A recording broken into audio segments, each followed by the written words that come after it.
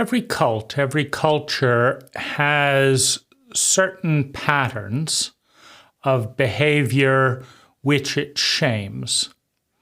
And shame is a trauma, and trauma is one of the few behaviors that can manipulate, can force a child, an infant, often an adolescent, to separate from themselves. We come into the world with a spherical field of possibility, probability, and start to express in the first full circle of emotion, in the full circle of time, in the full circle of passivity and assertiveness, in the full circle of masculine and feminine energy, and are slowly cut, beaten, and pushed into a narrow quadrant of that possibility field, of that probability field. And the only force strong enough to push that is trauma. The use of energy and the fear of energy at a scale that threatens to shatter the status quo, the small pattern of thinking, feeling, speaking, doing, and being that an infant has relative to a giant, right? Because trauma is the moment at which we expect or experience a shock to our identity, our pattern of thinking, feeling, speaking, doing, and being that is so great that our identity loses coherence, right? It's like if a bullet were to hit this hand, its density, its speed would shatter the hand. You know, it's no longer going to function as it did before. And that traumatic force and the fear of traumatic force, the fear of abandonment, the fear of violence, the fear of ostracization, of humiliation and shame, these corrosive and traumatic forces break an identity because as a child, as an infant, to some extent as an adolescent, we are in a dependent state, particularly in Western cults where a parent has rights that an adolescent does not have until the age of 18. Right? Even if an adolescent is physically capable of managing their own safety and well-being better than their parents, they don't have the legal right to. A police officer may kidnap an adolescent effectively and bring them back to abusive parents who are less capable of facilitating the well-being of that adolescent than the adolescent, right? So it's a powerful force, the force of a giant, the force of a cult, the force of assumption, of mass hypnosis. Now, one of the kind of oldest, most common, in some ways puzzling games of a cult is to first highlight big areas of taboo and shame, right? So the taboo is you cannot talk about this. You cannot express this openly, right? You cannot acknowledge this part of yourself in any way.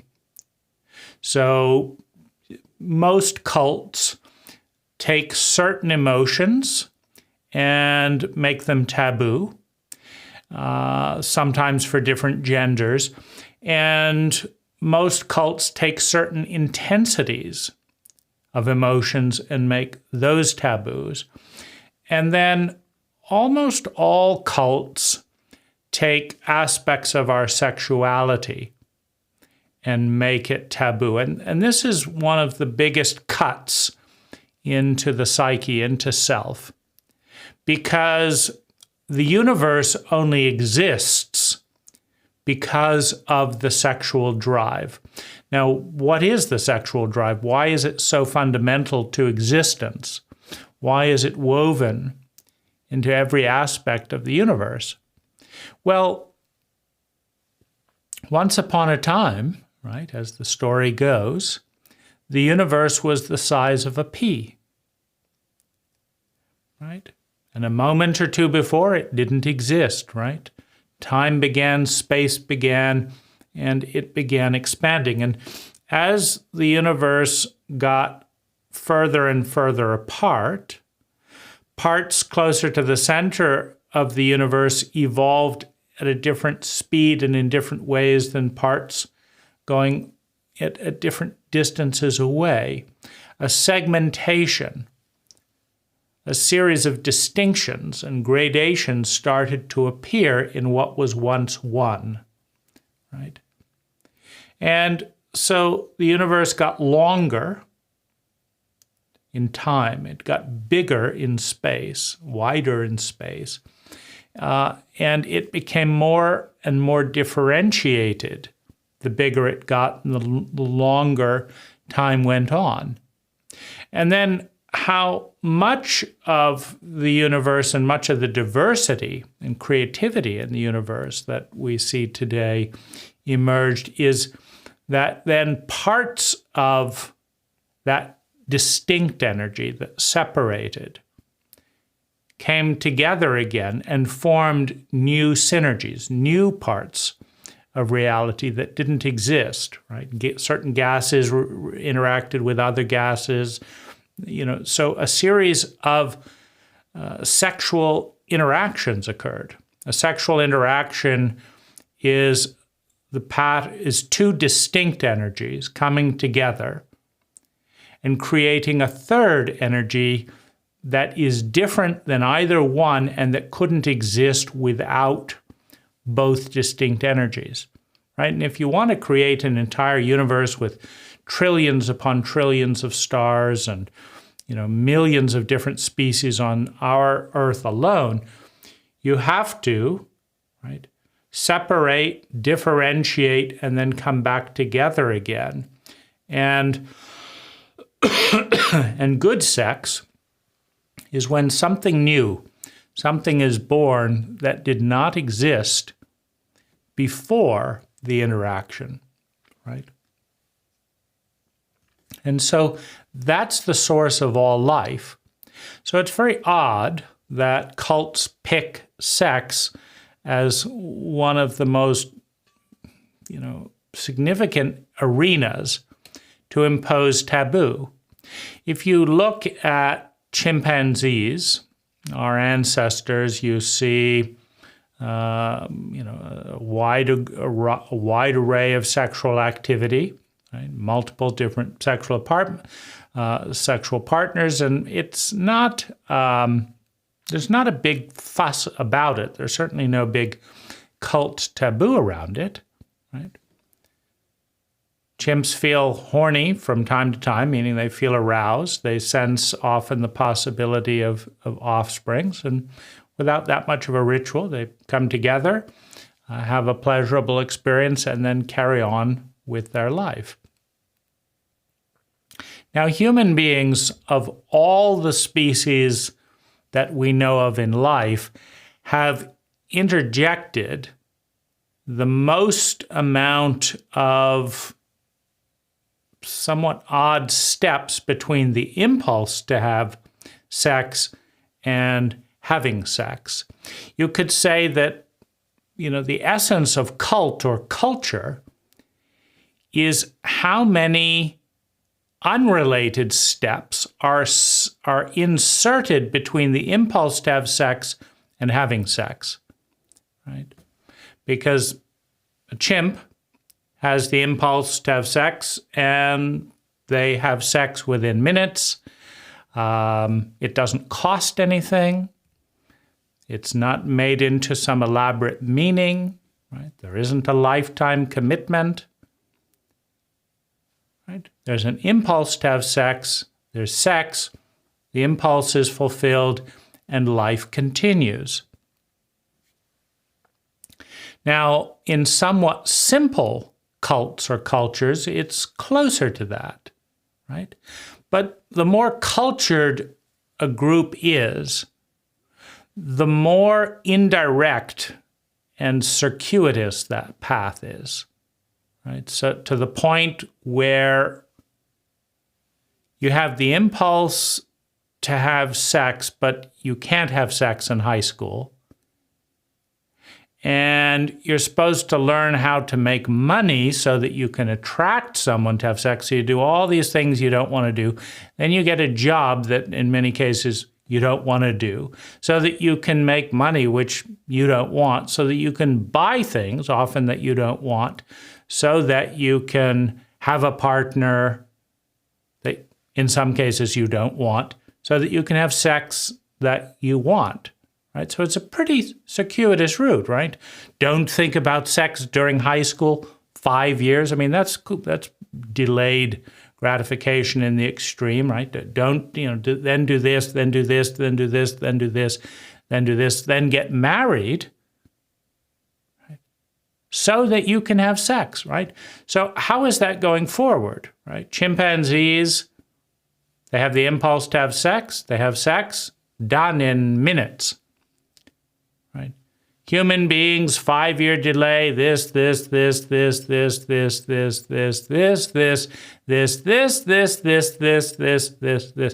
then even, once they're married or in a relationship, still we have to go on a date, then we have to do this, then we have to do this.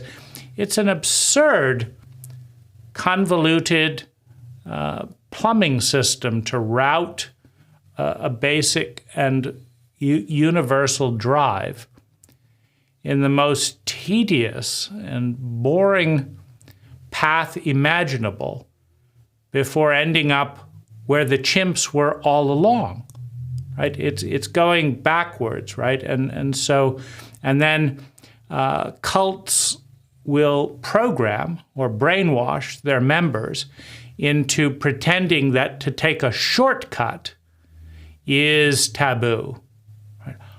You had sex before marriage? Oh my goodness! The cult would have you believe that it's the end of the world, right? You got pregnant in high school? Oh my goodness, right? There's just so many convolutions, and so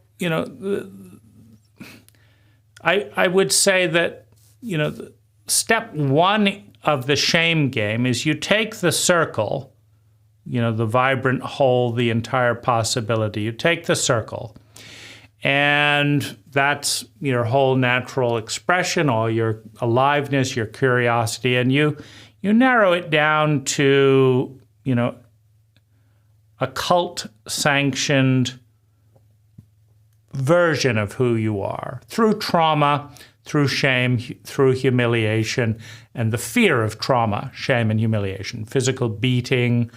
And it has these boundaries have a load on them, which is built up in a variety of ways, right? You have legal remedies, right? Cults use laws like, we'll spend our money to go and arrest you and put you in prison for years if you do this thing, right? So that's obviously a weight. And then you have physiological expression, right? That's another weight. As a child, as an infant, as an adolescent, you watch 10,000 giants, 10,000 grown-ups, all furtively look away, oh my, this, basically behave as if, the house is on fire, right? In certain topics. Oh, did you hear this, right? So the physiology, like everyone's been brainwashed into making a really big deal out of certain things, which life is not making a big deal out of it, right? A chimp doesn't give a shit about what was gossiped about this, right? So this is a cult program, right? But if you watch 10,000 people who you think know a few things, all respond, right? They never talk about this. They change the subject here. They do this there. They do that there. They don't acknowledge this here. They lie. They regress. They become scared kids rather than tell the basic common sense truth about anything, right? That also has a trigger, right, in addition to the legal aspect. Then you look at the punishment, right? What happens to people when they step over the line, right? This one, their parents wouldn't speak to them again, ever again. This one was disowned, right? So you have this around homosexuality, right? You have it. So you take the fullness of sexual expression, and the cult just pulls it down. So cults will say that certain ages cannot have sex with other ages. In the United States, if you're a 17-year-old woman and a 17-year-old man, and you have sex with each other, you can both be arrested for statutory rape because the man is having sex with a minor, a child, apparently, his girlfriend, right? And the woman is having sex with a minor, right? Her boyfriend. So two consenting 17-year-olds can both be arrested for raping each other because consensual sex is illegal, right? So that's right. So let's say that that's a third of 17 years old, right?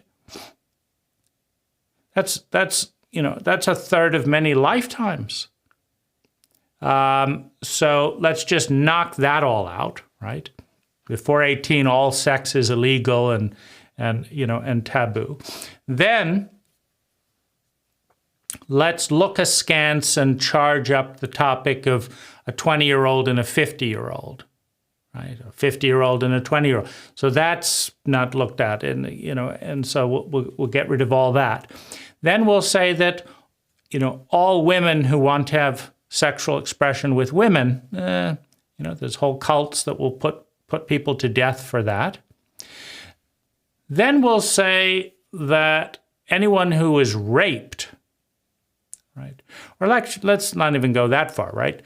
You had sex out of wedlock, right? I would stone them, put them to death for that, right? Then all men who have sex with other men, right? Takes a good chunk of the population out, right? That's all taboo. Then there's sex in public, right? Most of your life is in public, so let's absolutely. What is the problem? Why not ban talking on cell phones in public, right? There's an idea. We're in public. We're supposed to be available for the public. No cell phones in public. I mean, that makes sense. No sex in public, right? What is the great horror that the cult is supposedly protecting us from? Feeling aroused? Feeling excited? Heaven forbid, right? What? Seeing that people like each other? What is the exact shame curse that, right? Chimps don't have that, right? Right? You think chimps waddle off in horror anytime they come across a couple? No, right? Right. So then, so we really get it down, right? So, and the first 18 years of life, sex is illegal, bad idea, this, that, the other. You can be put in jail, right? That. Gaps between, that's illegal. Even if one of the sexual partners is 50 years old, right? If it's sex with a 17-year-old, no, that's illegal, right? And so, yeah, it's remarkable. Then we have, the Catholic Church with no condoms, right? So all sex has to be for children. Make up your mind. No sex. If you have sex, you have to have children, right? It's a convoluted mess, right? So the cult, passes laws. The cult builds these enormous reactivity loads in the body, right? As you're an infant, you look around for what is engaging, what is having the most impact on your family, right? And the bizarre thing is, in most cults, right, poverty is pretty standard in the world. Living hand to mouth. Half of the world is living hand to mouth, right? Poverty, right? There's no investment portfolio, this, that, and the other, right? And this is fine, right? This is no horror to anyone. Nobody, when people hear that nobody's putting money aside for retirement, they don't say, oh my goodness. No, that's fine, right? But when they hear two teenagers were having sex, right? That's the big deal, right? It's not that our family will be poor, right, for the next few generations. It's not that we can't pay our medical bills and, oh no, that's fine. That's fine. Just don't enjoy yourselves, right? So the kid is trying to learn from reality, from the giants, what's supposed to be important. And they're seeing, this huge reactivity around sex. Then there's the ostracization and humiliation. You did this, so we're not going to give you a job. So you can't be a nun. So you can't be a priest. So you can't be close to God. That's pretty, so the whole religious programming, right? If you are interested in enjoying the image of God, right? Your body is the image of God. Well, you're interested in enjoying the image of God? Oh, no, right? So you have the whole curse around that, right? You can't be close to God if you enjoy the image of God, right? And you can't talk about these things, right? If you talk about these things, people get up, they don't invite you to the polite society parties, etc., because you're outside the line, right? So basically, through legal work, through facial expression, through punishment, ostracization, through religious dogma, the cult convinces you, brainwashes you, traumatizes you into a narrow field with the promise that if you cross the line, whatever the line is, right? I was in Thailand, and one of the staff in one of the hotel saw me and an unmarried Thai woman holding hands before marriage. Could you believe it? Holding hands, right? Oh, right. The family reputation is ruined, right? Public humiliation. Holding hands before marriage, right? And you spend enough time in enough cults around the world, and you realize they all make no sense, right? Little boys' penises, let's just chop the tip off. Right? It's what we do in our cult. Right? Other cults mutilate female genitalia. In Africa, well, it's chop off the bit of the clitoris. Right? It's got to be balanced, right? So it's an insane, but it's a very heavy weight, right? It's a very heavy weight. And what the cult is trying to convince you to buy into is that this is a horrible thing that should not happen. The cult doesn't say, no, we just make this stuff up, for entertainment. Who knows? We just made it up, right? There's been 10,000 cults, 10,000 cultures, 10,000 languages, 10,000 belief systems. We just make this shit up. And, you can't do anything. You're small, right? We hit you enough, we shake you enough, we punish you enough, and you'll conform, right? That's the way it goes. And so, this is the weight, right? You add up all of this weight, and let's say you get 1,000 pounds of weight, psychological, physiological weight, right? You know, when your body is trying to decide how to respond if you behave in a certain way, it's looking at all those charged reactions of all those members of your cult. All the things that they thought, right? And you got 1,000-pound weight.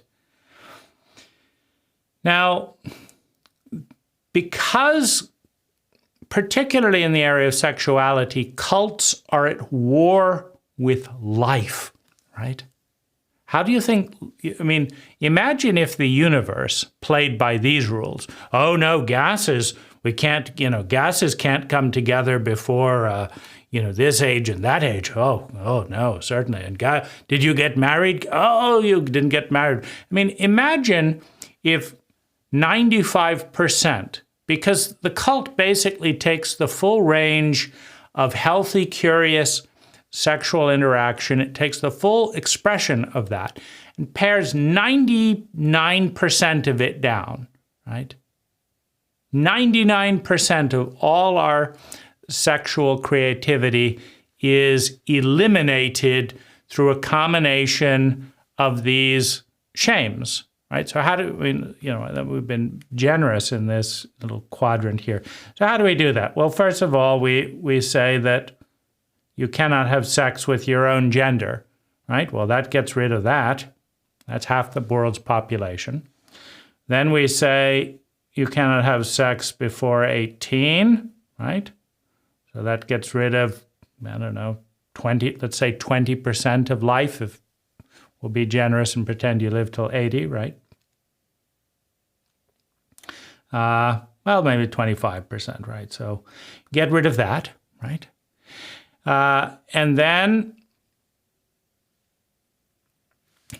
as soon as you meet someone and are attracted and want to have sex with them, you get rid of all that, and you have to go on, let's say some weeks or a month of non-sexual stuff before that, right? So that's probably 20% of your life overall for all those people that you just saw and say, oh, there's a nice attraction there. Let's, would you enjoy being sexual? No, right? And then you get rid of married people, right? So that takes down probably 2/3 of what remains there, right? And then you get rid of all the time in public, right? Because that's 80% of your life, right? So you got to knock that all out there. And then you have your protocol and your schedule and your time of day. So you get rid of this. So you have basically an hour or two a week tops with one person, and then all the other people you want to have sex, that's right out, right? That with what? With bullshit, right? If you want to have sex with them, you don't love me. Did you ask me if I love you? Right? Are you looking at the science that says you can feel love from? No. That's just the way the cult says it. They didn't love you enough, right?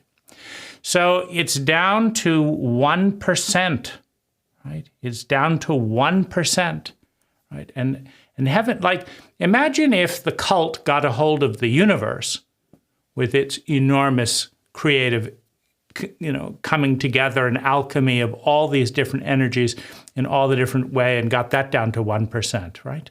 The universe would still be this big, right? Oh, it's not the right time. Oh, you didn't get, you're holding hands before marriage, you're doing this, you're doing this. How could you get bigger than the size of a pea, right? There'd be too many rules. So the cult narrows this down, effectively to 1% in so many areas. Sex is just a very popular one, so it's a good one to highlight the issue in.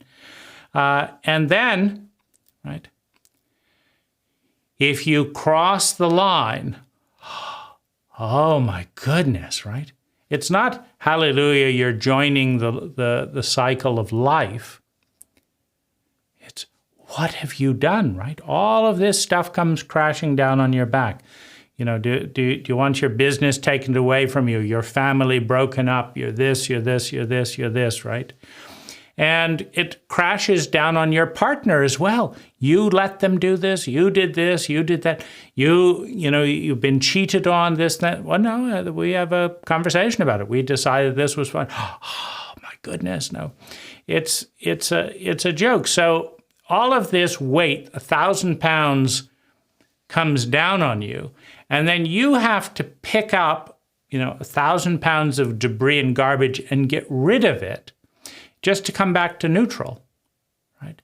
And because the 1,000 pounds is such a, it's like getting a dump truck load of sand dumped on you every time you do something, right? Let's have a little orange juice.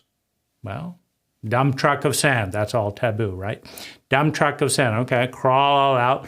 Now go get the orange. Do I really want to deal with the dump truck of sand is so much of the way, you know, that at once we've been brainwashed and conformed. So much of it is, I'd like to do this. This feels natural and healthy, but do I want to deal with the 6 months of bullshit that an uneducated cult, that a paranoid cult, that a shame-based cult is going to get all excited about? And do I want my family or friends to have to deal with all of that? Just so that I can be part of life. Maybe I'll die a little bit. Maybe I'll control a little bit, right? You know, so it's incredible, right? Then, of course, there's all the relative thing. You can't have sex with an aunt or this or that. Or, no.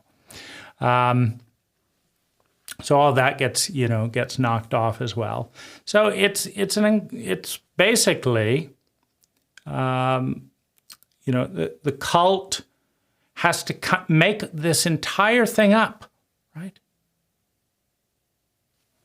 For all we know, global warming would greatly benefit from there being more gay and lesbian couples with fewer people consuming things for a period of time, right?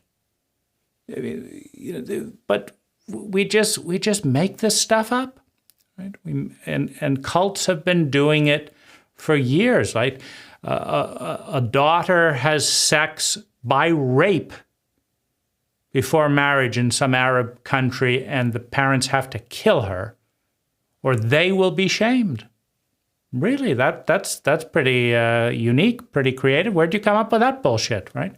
The same place that every cult comes up with it.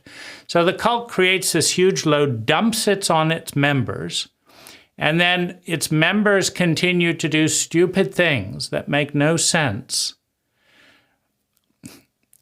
because it has real impact. You know, when you're traumatized by the police, right? You raped your 17-year-old girlfriend who asked you to, right? Oh my goodness, right?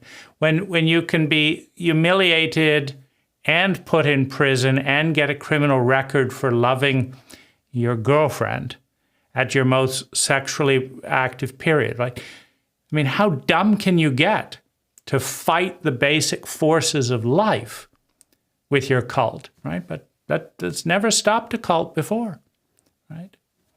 And you know, it's just as dumb as the war on drugs, the war on and then prostitution, right?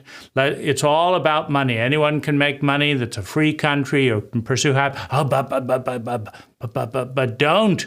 You can make money as a garbage pickup person or cleaning up nuclear waste. There's a nice job for you. Have at it, right? But being given an orgasm, oh no, you can't make money on that, right? Sounds too enjoyable, right? Aren't you ashamed of yourself, enjoying your life? And you cannot pay women a lot of money. You cannot pay women more than men, right? All this talk about unfair wages, right? Female prostitutes, female sex workers make more than men and are more in demand, right? There's no big, so you want to pay women more, right? Oh, no, you can't do that, right? So let's just knock. It's all about free market. It's all about money. It's all about the free market. Freedom, freedom, freedom, but not real freedom, right? It is against the law to commit suicide. Amazing, right? Let's make your life so hellish that you want to commit suicide. That's an accomplishment of any cult. And then let's make it illegal, right? What are they going to do with you after you, don't do it, right? So the cult has these various methods of putting a tremendous weight to make you hypnotized, to make you believe that this is a really terrible thing, right?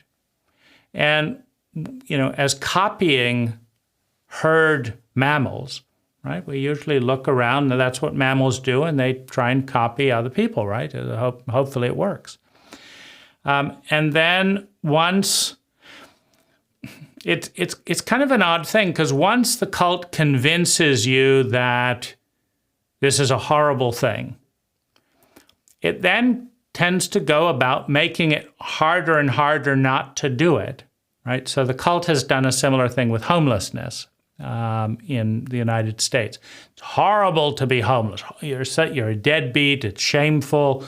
Horrible, horrible, horrible thing to be homeless, right? But then it zones this land. You can't build on this land. In my county, 95% of the land is illegal to build on. That's pretty creative, isn't it? Don't be homeless, and then we're taking 95% of the land off the table. You can't build a house on 95% of the land. There it all is. You just can't build on 95% of it, right? Okay, so I can build on 5%, right? So then everyone competes and drives up the price of the 5%, right? You create artificial scarcity, and it becomes highly expensive. But that's not where it ends. Then let's pass 1,000 different laws, each of which make housing more expensive. It has to be a minimum of 1,200 square feet. That's the zoning. Okay? Okay, fine. I don't want a 1,200 square, fine, but I'll build one. Okay. But no. It has to be this, has to be that, has to be done this. Needs every 6 feet an electrical outlet. Have to have this, then you have to get a permit. You can't just build it. No. You have to get a permit. Well, that's $10,000 there. So don't be homeless, but we're going to do everything we possibly can to make it more and more likely that you will be homeless. And then as soon as you end up on the street, you get that whole 1,000-pound weight dumped on you, right? It's nuts. So the cult game is fight with biology, fight with life, make it more and more difficult to live, then make it a very shame-based thing to fail, and then make it harder and harder to succeed, and then shame and humiliate and abandon and arrest and all this, a large percentage of the population. And then the remainder live in fear that it'll be done to them. It's an odd game. It's a sociopathic game. It's a dysfunctional game. It's a cruel game. But it is the game of every cult in human history. And the cult programming and brainwashing is maintained because you can't talk about any of it, right? You go to a town hall, they have a law at most town halls, including mine, that it is illegal for any of the town representatives to respond to the person talking to them. That's an interesting law, isn't it? Let's pass a law that we can't respond to the public so that we can't be held accountable for not responding to the public. Right? Rather than pass a law that says we are negligible if we don't respond to the data put forward. Let's make it so that we're negligible if we do respond, and then we can do absolutely nothing, right? It's incredible what cults get up to. And almost all of them are less intelligent than a chimpanzee, right? Most Westerners do not get enough sleep, do not get enough sex, do not have enough resources to house and eat well, do not eat organic, healthy food, right? And do not have the full range of healthy emotions available to them. A chimpanzee has all of that for free and has had it, for millions of years. It's a stunning detour by our cults that take us in the opposite direction.